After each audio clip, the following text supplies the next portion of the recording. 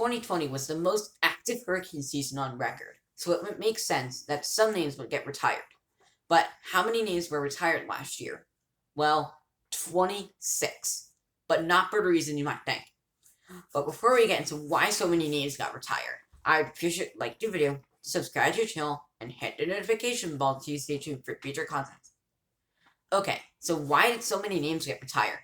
Well, there were two things that were weird about this year's retiring session, but the anomalously large number is only really caused by one of them.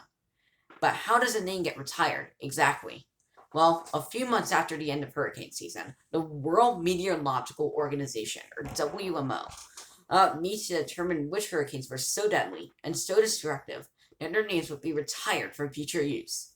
This is done to make sure that, for example, Katrina isn't used to describe a weak tropical storm years after New Orleans was flooded, because that would definitely cause confusion and panic on social media. Okay, so again, why did so many names get retired? Well, it boils down for one reason. During this year's meeting, the WMO decided to abandon the Greek alphabet. You see, when a season exhausts the normal list, it moves on to a backup list of names.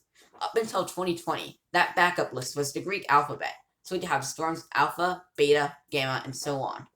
The backup list has so far been used exactly twice, in 2005 and again in 2020. In 2005, it wasn't really a problem since only 6 of the names were used, and none of them achieved the levels of destruction needed for retirement.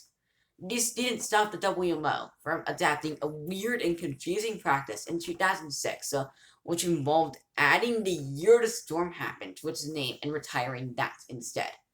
For example, let's say there was a Hurricane Alpha in 2018 that caused severe damage to a region.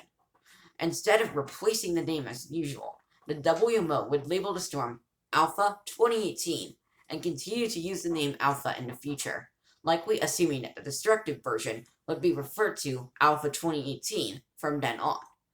You can tell it doesn't really make sense, so that was put to the test last year when 3 storms, Delta, Eta, and Iota, were easily destructive enough to get retired, forcing the WMO to reevaluate its policies.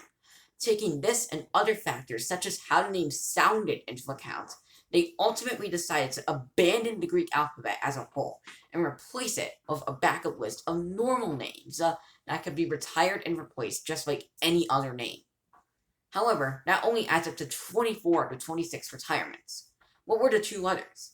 One of them was Hurricane Laura, which slammed into southwestern Louisiana last August, killing dozens and practically obliterating some coastal hamlets.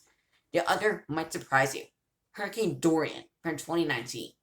Now, the reason why Dorian wasn't retired last year was because quarantine just so happened to start at the same time the meeting was supposed to take place. The result was to push the 2019 decisions to 2021 instead, and when they did evaluate those 2019 storms, Dorian was the only one to make the retirement cut. It's also worth noting that Eta and Iota were also retired, as unlike the other Greek names, they are barred from appearing in any list in the future, backup or otherwise. And that wraps up this video about hurricane name retirements. As always, I'd appreciate like the video, subscribe to the channel, and hit the notification bell to stay tuned for future content. Thanks and have a great rest of your day.